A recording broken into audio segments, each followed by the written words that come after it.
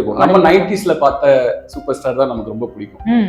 So அப்போ வந்து ஒரே ஒரு டைலாக் தான் வேலைக்காரன் படத்துல, "கண்ணா 6 சாவு 100 சாவு அநியாயத்துக்கு தலைவணங்காத அடிச்சு தூள் பொண்ணு அப்பதான் டக்கரார் பண்ணி எங்க தாத்தா சொல்லியிருக்காரா."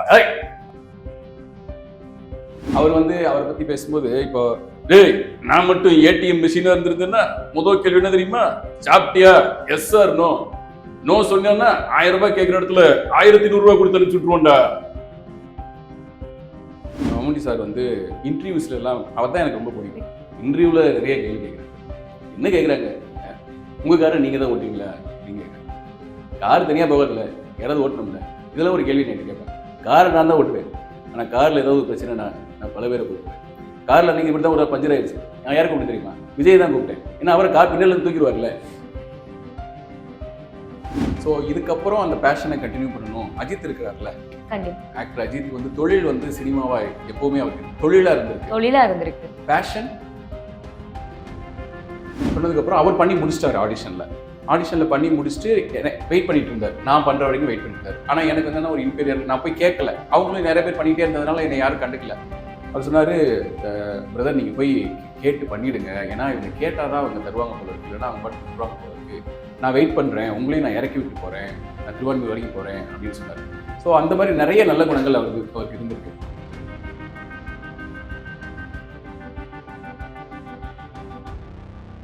திரைமொழி நேயர்கள் எல்லாத்துக்கும் வணக்கம். இன்னைக்கு நம்ம கூட ஒரு சூப்பரான கெஸ்ட் இருக்காங்க. மிமிக்ரி ஆர்டிஸ்ட் சினி பிரபு கணேசன் சார் தான். சாரை வெல்கம் பண்ணிக்கலாம். வணக்கம் சார். வணக்கம்ங்க. Okay sir. நிறைய குரல்களுக்கு வந்து உங்கள் குரலை தாண்டி நிறைய குரல்ல தான் உங்களை நான் பார்த்துருக்கோம். ஸோ அந்த மாதிரி நிறைய மிமிக்ரி பண்ணிட்டே இருக்கீங்க. அந்த மிமிக்ரி அந்த பயணம் எப்படி சார் ஸ்டார்ட் ஆச்சு? மிமிக்ரி பண்ணுறது வந்து எனக்கு 15 வயசில் இந்த குரல் உடைன்னு சொல்லுவாங்கல்ல ஒரு ஸ்டேஜில்.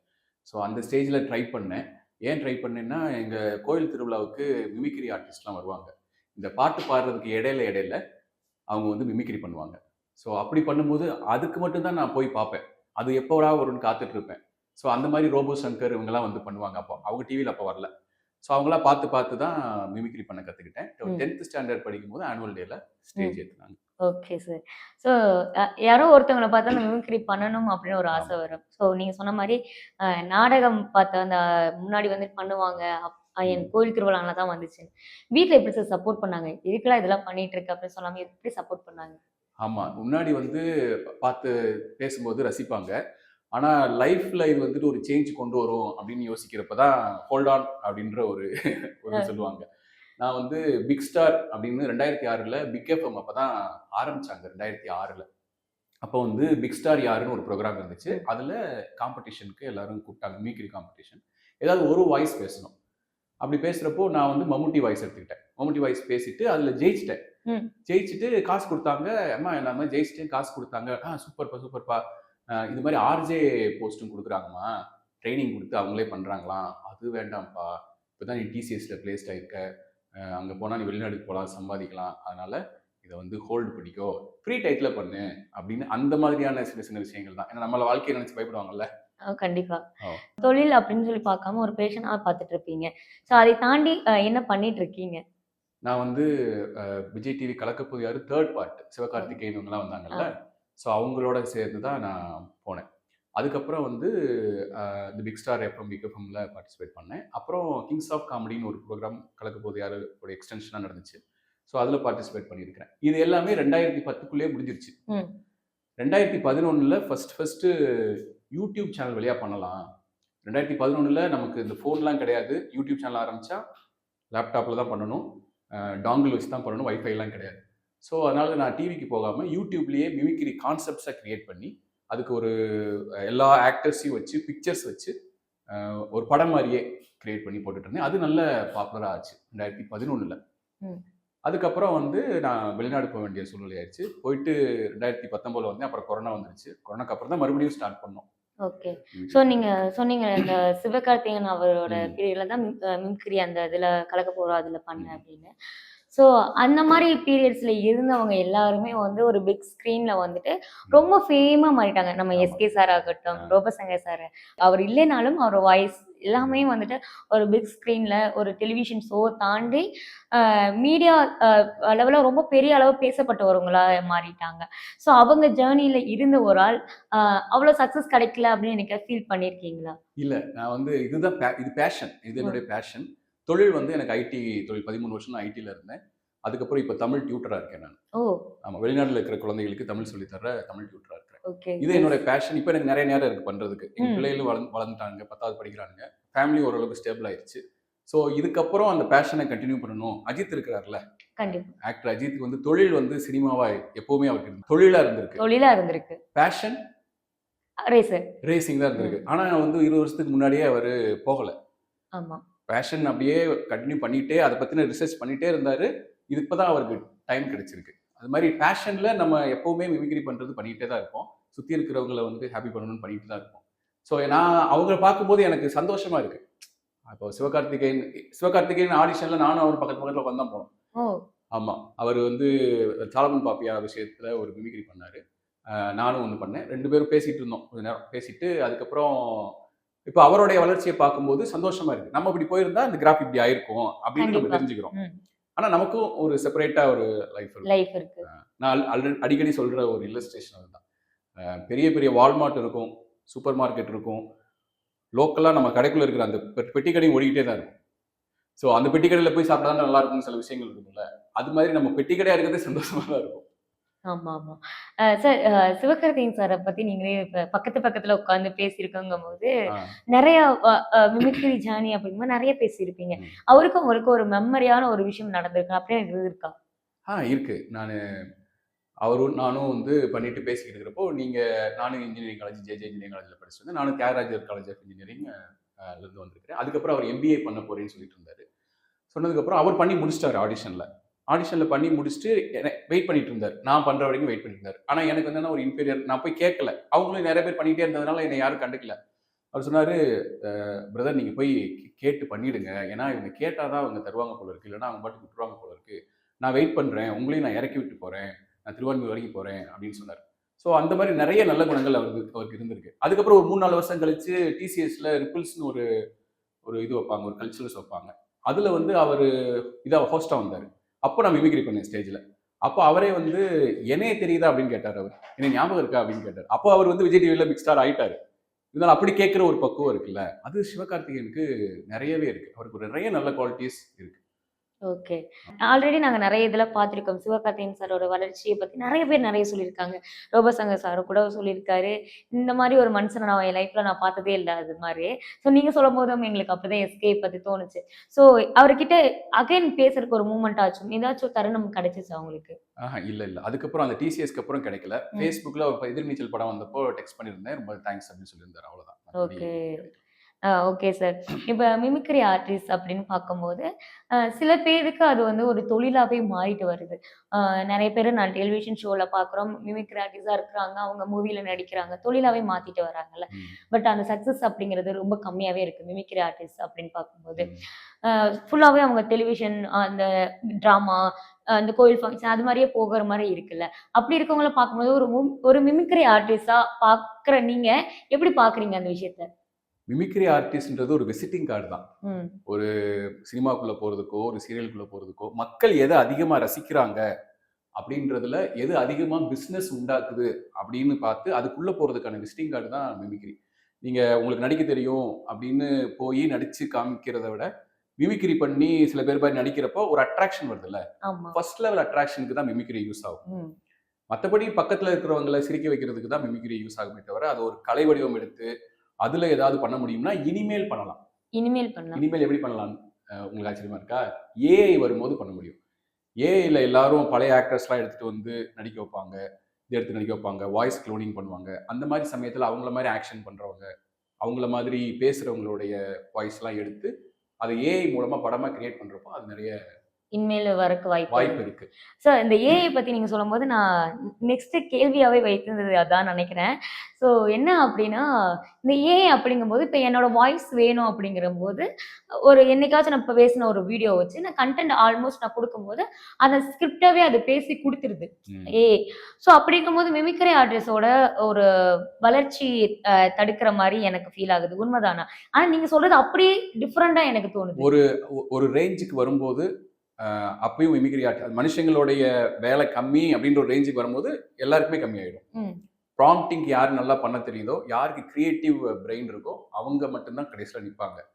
மற்றபடி நடிக்கிறவங்க இப்போ நான் நல்லா நடிக்கிறேன் அதெல்லாம் ஒன்றும் யூஸ் ஆகாது இனிமேல். அது எல்லாமே ப்ராம்ப்டிங்கில் கொண்டு வந்துருவாங்க, ஆக்ஷனில் ஏஐல வந்துடும். ஸோ நீங்கள் சொன்னது கரெக்ட் தான். மிமிக்ரி ஆர்டிஸ்ட்க்கு க்ளோனிங் வாய்ஸ் க்ளோனிங் நல்லா வந்துருச்சுன்னா 100% பெர்ஃபெக்ஷன் கொண்டு வந்துட்டாங்கன்னா மிமிக்ரி ஆர்டிஸ்ட்க்கு வேலை கிடையாது. ஓகே. ஸோ இப்போ மிமிக்ரி ஆர்டிஸ்ட் பொறுத்த வரைக்கும் வந்துட்டு காமனாக கேட்குற ஒரு விஷயம் தான் சார். பல ப்ரொஃபஷ்னலாக பல விஷயங்கள் இருக்குல்ல. ஸோ ஒருத்தர் மாதிரி நடிக்கிறது ஒரு தனி கலை மாதிரி இருந்தாலும் அவங்களோட வாய்ஸ் மட்டும் சேஞ்ச் ஆகுறது மட்டும்தான் மிமிக்ரியா நான் எல்லாருமே பார்க்குறாங்க. உண்மையாலே வாய்ஸ் மட்டும் தான் சேஞ்ச் பண்ணுவீங்களா? இல்லை அவங்கள மாதிரி அப்படியே ரிட்டலாக பண்ணணும் பிஹேவியர் எல்லாம் மாற்றிக்குவீங்களா? இமிட்டேஷன் ஒரு குவாலிட்டி இருக்குல்ல, எல்லா மனுஷங்களுக்குமே அது இருக்கும். ஒருத்தவங்களை பார்த்து நம்ம இமிட்டேட் பண்ற குவாலிட்டி இருக்கிறதுனால தான் டக்குன்னு மைக்கேல் ஜாக்சனை பார்த்து மைக்கேல் ஜாக்சன் மாதிரி ஆடுறது, வடிவேல் பார்த்து அவர் மாதிரியே ஆக்ஷன்ஸ் பண்றது, ரஜினி சார் மாதிரியே இப்போ பல ஹீரோஸ் ரஜினி சார் மாதிரியே ஏன் பண்றாங்கன்னா எல்லாம் இன்ஸ்பயர் ஆகி இமிட்டேட் ஆயிடுவாங்க. மிமிக்ரி ஆர்டிஸ்ட்க்கு அந்த இன்ஸ்பிரேஷனோட எபிலிட்டி கொஞ்சம் அதிகமா இருக்கும். டக்கு டக்குன்னு இன்ஸ்பயர் ஆவாங்க. ஒருத்தவங்க ஒரு வித்தியாசமா ஒருத்தர் பார்த்தாங்கன்னா இன்ஸ்பயர் ஆவாங்க. இது மாதிரி பண்ணோம்னா அவங்களும் ரசிப்பாங்களே நினைச்சு அதை பண்ண ஆரம்பிச்சிருவாங்க. அது மிமிக்ரி ஆர்டிஸ்ட் கொஞ்சம் அதிகமா இருக்கு. மற்றபடி வீட்டில் மருமக மாமியா மாதிரி பண்றது, பேத்தியை மாதிரி பண்ணி பேத்தியை வந்து தாத்தா மாதிரி பண்ணி காமிக்கிறது, இதெல்லாம் எல்லார் வீட்லயுமே அந்த இமிட்டேஷன் இருக்கு. ஸோ ஃபர்ஸ்ட் ஒரு வாய்ஸ் நீங்க பேசியிருப்பீங்கல்ல, மிமிக்ரி ஆர்டிஸ்டா வரும்போது இவங்களோட வாய்ஸ் பேசியிருப்பீங்க. நிறைய பேர் நான் கேள்விப்பட்டிருக்கேன் மிமிக்ரி ஆர்டிஸ்ட்னு ஆகும்போது ஃபர்ஸ்ட் எடுத்து பேசுற வாய்ஸே நம்ம சூப்பர் ஸ்டார் வாய்ஸ் தான். ஸோ நீங்க ஃபர்ஸ்ட் பேசின வாய்ஸ் யாரோட வாய்ஸ்? நான் ஃபர்ஸ்ட் பேசினது Vijayakanth sir voice, super star வாய்ஸும் நான் ஃபர்ஸ்ட் எடுத்து பேசினேன். இப்போ சூப்பர் ஸ்டார் வாய்ஸ் வந்து நிறைய பேர் பேசுவாங்க. அப்படி பேசும்போது நான் வந்து சூப்பர் ஸ்டார் வந்து மாடுலேஷன் இப்போ நிறைய மாடுலேஷன் இருக்கும். இப்போ இருக்கிற மக்களுக்கு பார்க்கும்போது சூப்பர் ஸ்டார் வந்து இப்போ வயசானவராக இருக்கிறதுனால அந்த வாய்ஸ் வந்துட்டு உடஞ்சிருக்கும். நம்ம 90s பார்த்த சூப்பர் ஸ்டார் தான் நமக்கு ரொம்ப பிடிக்கும். ஸோ அப்போ வந்து ஒரே ஒரு டைலாக் தான், வேலைக்காரன் படத்துல அந்த டைலாக் வரும், கண்ணா 6 சாவு 100 சாவு அநியாயத்துக்கு தலைவழங்காத அடிச்சு தூள் பண்ணு அப்போதான் நீ டக்கரா இருப்போன்னு எங்க தாத்தா சொல்லியிருக்காரு. இந்த டைலாக்கை ஒரு வில்லனை அடிச்சுட்டு அவன் நெஞ்சு மேல ஏறி மிதிச்சு சொல்லியிருந்தாருன்னா எப்படி சொல்லியிருப்பாரு அப்படின்னா, கண்ணா 6 சாவு 100 சாவு அநியாயத்துக்கு தலைவழங்காத அடிச்சு தூள் பண்ணு அப்போதான் டக்கரா இருப்போன்னு எங்க தாத்தா சொல்லியிருக்காரா அப்படின்னு. இதே போய் அடுத்து வந்து அவங்க பாஸ் பார்த்துட்டாரு, ஏகே வந்து கம்பெனியில் சண்டை போடுற, எதுக்கு நீ சண்டை போடுற அப்படின்னு கேட்டதுக்கு, சார் அவன் தப்பு பண்ணிட்டா சார், 6 சாவு 100 சாவு அநியாயத்துக்கு தலைவழங்காத அடிச்சு தூள் பண்ணுன்னு எங்க தாத்தா அடிக்கடி சொல்லுவார் சார் அப்படின்வார். அடுத்து வந்து ஒரு காமெடியான ஒரு வில்லன்ட்ட போய் அடிக்கிறான்னா, கண்ணா 6 சாவு 100 சாவு அநியாயத்துக்கு தலைவழங்காத அடிச்சு தூள் பண்ணு அப்போதான் நீ டக்கரா இருப்ப அப்படின்னு எங்க தாத்தா சொல்லுவாரு அப்படின்னு. அடுத்து ஸ்டேஜ் ஸ்பீச் இருக்கும், கண்ணுங்களா 6 சாவு 100 சாவு அநியாயத்துக்கு மட்டும் என்னைக்கு தொலைவடையாதீங்க அடிச்சு தோல் போட கண்ணுங்களா டக்கரா இருப்பீங்க அப்படின்னு எங்க தாத்தா சொல்லியிருக்காரு, அதான் நம்ம வேத வாக்கு அப்படின்னு பேசுவாரு. ஸோ இது மாதிரியான மாடுலேஷன்ஸ் நிறைய வெரைட்டியில் ரஜினிகாந்த் சார் பேசுவார். ஓகே, அது எனக்கு பிடிக்கும். ஓகே சார், ரஜினி சார் தவிர நீங்கள் ஒரு முன்னாடி ஒருத்தவங்களை பற்றி சொன்னீங்க. ஸோ இப்போ எல்லாருக்குமே அவர் போனதுக்கு அப்புறம் தான் அவரோட இம்பேக்ட் தெரியுதோ அப்படின்னு சொல்லி நாங்கள் ஃபீல் பண்ணுறோம். ஸோ அவர் வாய்ஸ் நீங்கள் பேசும்போது எப்படி நீங்கள் ஃபர்ஸ்ட் எடுத்து விஜயகாந்த் சார் தான் பேசணும் அப்படின்னு முடிவு பண்ணீங்க? அந்த வாய்ஸ் வந்து எனக்கு ரொம்ப பிடிச்சிருச்சு. விஜயகாந்த் சார் தான் சூப்பர் ஸ்டார் மாதிரி இருக்கும் எப்போவுமே, எனி பீரியட் ஆஃப் டைம். ஆனால் அவர் வந்து நிறைய அரசியல் சைடு வந்துட்டதுனால, அதுக்கப்புறம் வந்துட்டு நிறைய படங்களை அவர் வந்துட்டு வித்தியாசமாக சூஸ் பண்ணாதனால, ஃபைட் படத்தையா சூஸ் பண்ணிட்டு வந்திருந்தாருன்னா அவர் சூப்பர் ஸ்டார் ஆயிருப்பார்.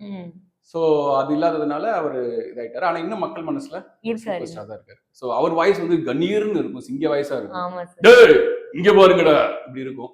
ஸோ அது பேசும்போதே நல்லா இருக்கும்.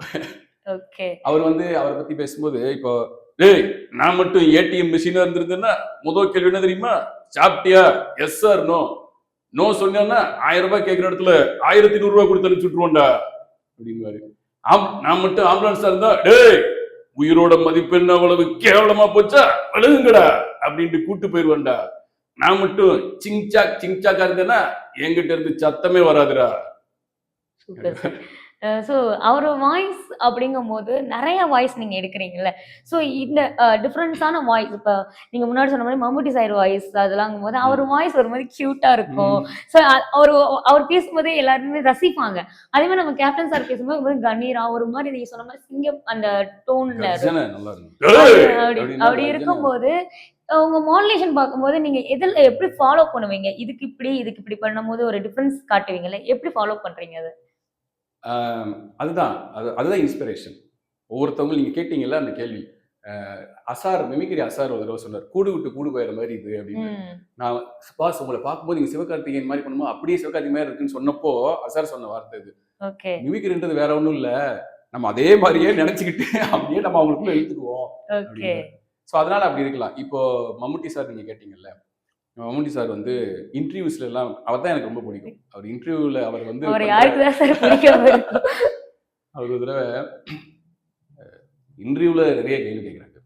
என்ன கேட்குறாங்க, உங்க காரை நீங்க தான் ஓட்டுவீங்களா அப்படின்னு கேட்குறாங்க. கார் தனியாக போகாதுல்ல, யாராவது ஓட்டணும்ல, இதெல்லாம் ஒரு கேள்வி நைட்டு கேட்பாங்க. காரை நான் தான் ஓட்டுவேன், ஆனால் காரில் ஏதாவது ஒரு பிரச்சனைனா நான் பல பேரை கூப்பிடுவேன். காரில் நீங்கள் இப்படி தான் ஒரு பஞ்சர் ஆயிடுச்சு, எப்படி மாற்றணும், ஜாக்கி இல்லை, நான் யாரை கூப்பிட்டு தெரியுமா விஜய் தான் கூப்பிட்டேன், ஏன்னா அவரை கார் பின்னால தூக்கிடுவார்ல. ஆமாம், அன்னைக்கு ஒரு நாள் ஏசி ஒர்க் ஆகலை, நான் யாரை கூட தெரியுங்களா, சிங்கம் சூர்யா ஏசி, வாங்க சூர்யா வந்து பக்கத்தில் உட்காந்துன்னு சொன்னேன், ஏசி ஒர்க் ஆயிடுச்சு. அதுக்கப்புறம் கண்ணாடி உடஞ்சி போச்சு, விண்ட்ஷீல் உடஞ்சி போச்சு, சுக்கு நூறாக போயிடுச்சு, நான் யாரை கூப்பிட்டு தெரியுமா, சிம்புவை கூப்பிட்டு பக்கத்து வச்சு போயிட்டேன். ஏன் தெரியுமா, ஏன்னா அவர் தான் கண்ணாடி மாதிரி இல்லை, அன்னைக்கு ஒரு நாள் இன்ஜினே படுத்துருச்சு, கண்டியின் மேல் ஓடவே ஓடாதுன்னு சொல்லிட்டார் மெக்கானிக். நான் யாரை கூப்பிட்டு தெரியுமா, அல்டிமேட் சார் அஜித் வந்தார், சைடு கண்ணாடி எதிர்ப்பு பண்ணாரு, வண்டி பிச்சுக்கிட்டு ஓடிடுச்சுல, எவ்வளோ எரிச்சலாக இருக்கு. அது மாதிரி இந்த மாதிரி சில கேள்விகள் கேட்கும்போது எனக்கு எரிச்சலாக இருக்கும். சார் அவரோட வாய்ஸை தாண்டி அவரோட ஒரு சின்ன சின்ன மூமெண்ட்டை ரசிக்கிற மாதிரி இருக்கும். ஸோ அவரை தாண்டி நீங்க வேற இப்ப விஜயகாந்த் சார், ரஜினி சார் அதெல்லாம் தாண்டி இப்ப இருக்கிற இப்ப ஜென்சிக்குன்னு ஒரு நிறைய பேர் இருக்காங்க, அவங்க வாய்ஸ் யாராச்சும் ட்ரை நீங்க பண்ணிருக்கீங்க? மம்முட்டி சார் இப்போ பேசிக்கிட்டு இருக்கிறப்ப எனக்கு ஒரு ஞாபகம் வந்துச்சு. நீங்க சொன்னீங்களா அவர் பேசுறது சின்ன சின்ன விஷயங்கள், அதுல எனக்கு ரொம்ப பிடிச்ச விஷயம் வந்து அவர்கிட்ட போய் மைக் நீட்டிருக்கிறாங்க ரிப்போர்ட்டர்ஸ். சார் உலகளவி ஐஸ்வர்யா ராய் கூட நடிச்சீங்களே, இந்த அனுபவத்தை பத்தி சொல்லுங்க சார். உலகளவி ஐஸ்வர்யா ராயா, நீங்க அந்த அம்மா கிட்ட போய் கேட்கணும், மெகா ஸ்டார் மம்முட்டி கூட நடிச்சீங்களே அந்த அனுபவம் எப்படி இருந்துச்சு அப்படின்னு மாத்தி விட்டுருவாரு. ஆமா ஆமா. ஆமா.